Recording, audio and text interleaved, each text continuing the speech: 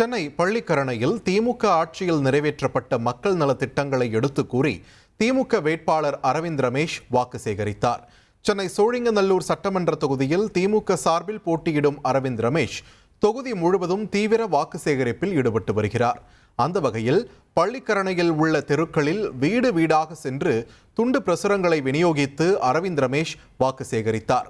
அப்போது பெண்கள் ஆரத்தி எடுத்து அவருக்கு வரவேற்பு அளித்தனர்.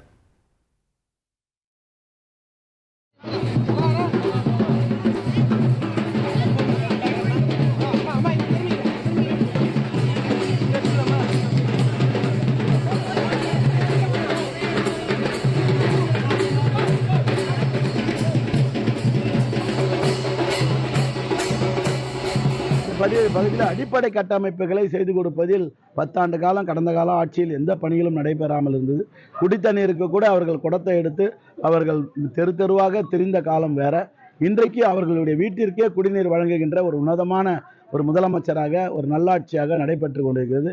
இதுபோல பாதாள சாக்கடை திட்ட பணிகளாக இருந்தாலும், இன்றைக்கு பூங்காக்கள் மேம்படுத்துகின்ற பணியாக இருந்தாலும், சாலைகளாக இருந்தாலும் எண்ணற்ற திட்டங்களை இன்னைக்கு கொண்டு வந்தது. இனி செல்லும் இடமெல்லாம் செய்தி. தந்தை டிவியின் வாட்ஸ்அப் சேனலை ஃபாலோ பண்ணினா செல்ல இருக்கும் இடமெல்லாம் செய்தி. இதோ QR கோட் இப்பவே ஸ்கேன் பண்ணுங்க, ஃபாலோ பண்ணுங்க.